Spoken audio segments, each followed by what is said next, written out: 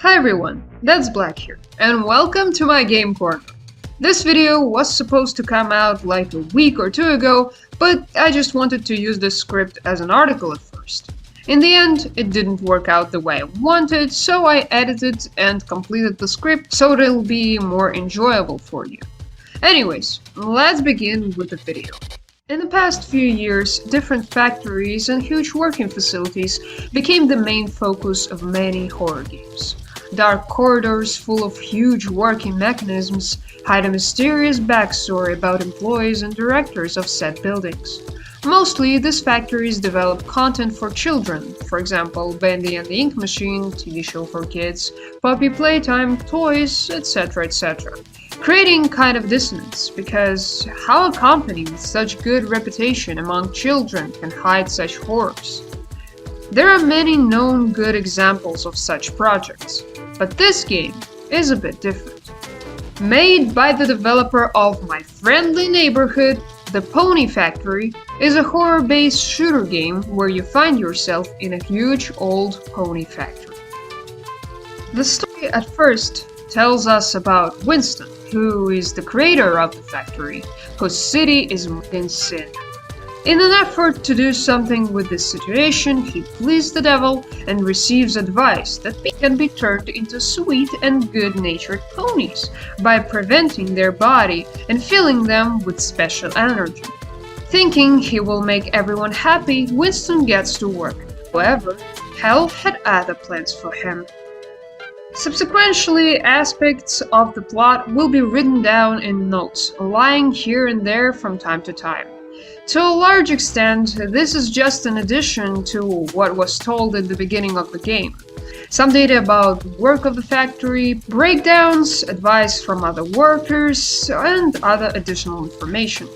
Due to the desire of the developers to give the factory a story, and due to the shortness of the game in particular, notes come across quite often, and over time they begin to get boring.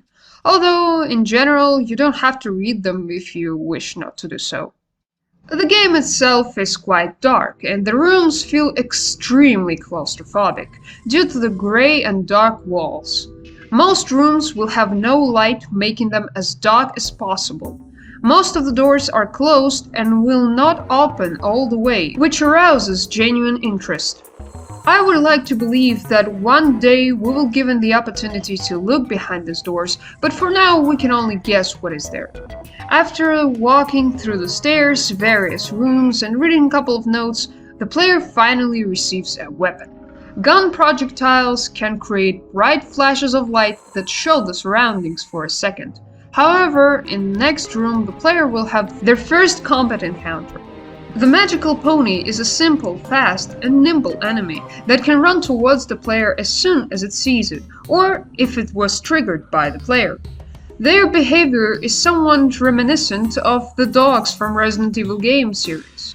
Ponies will also look for alternative ways to approach the player, and not just run in a straight line while taking damage. This is not the only type of enemy I found in the game, but more on that later. The rooms become increasingly claustrophobic and dark, but player still doesn't have a flashlight. The player has to rely on sound, instinct, and the occasional short flash from a weapon. Fans of the survival horror genre will most likely find this game extremely simple and not particularly scary. Gut instinct will often tell you where the enemy will be, especially after the approximate pattern becomes clear.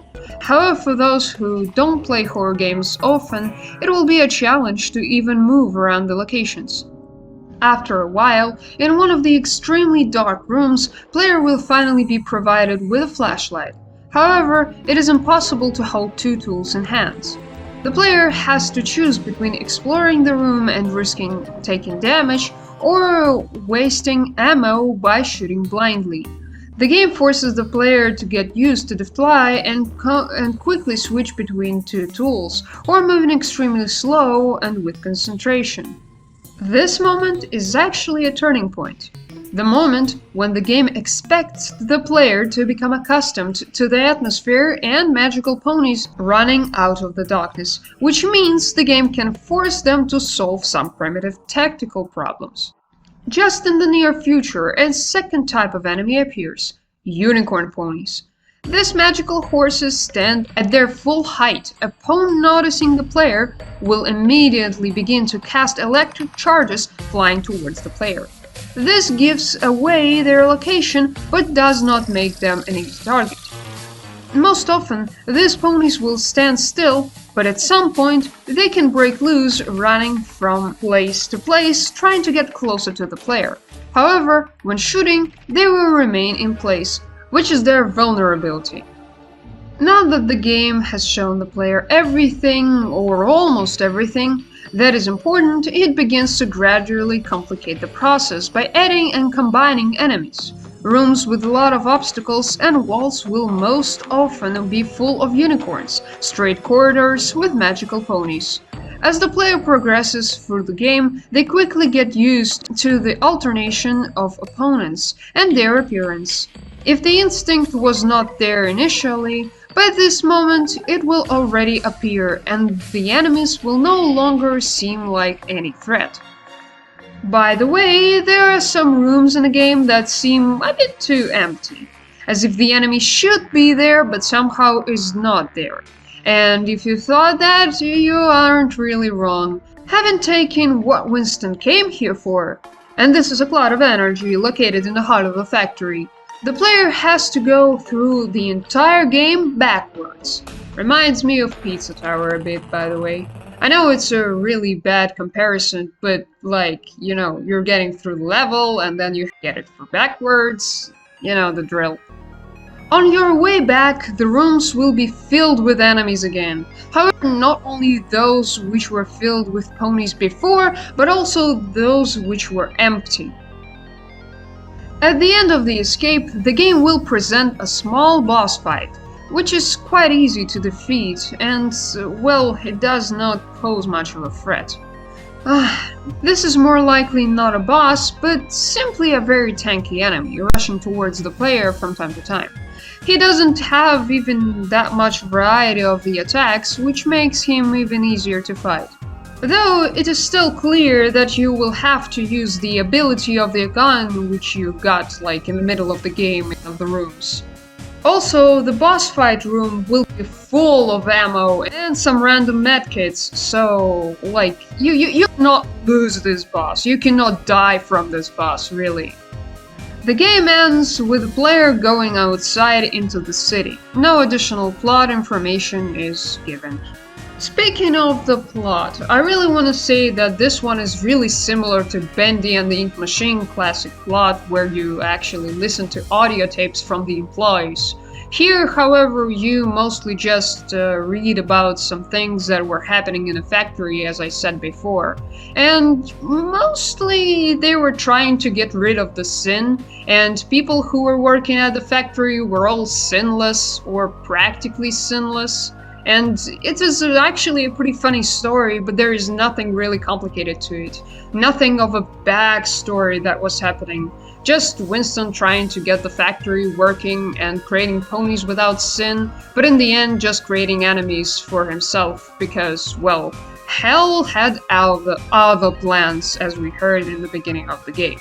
Sometimes I really think that this plot was just a funny joke, considering that the creator, one of the creators of the game, was the person who created My Friendly Neighborhood, and My Friendly Neighborhood is practically a joke.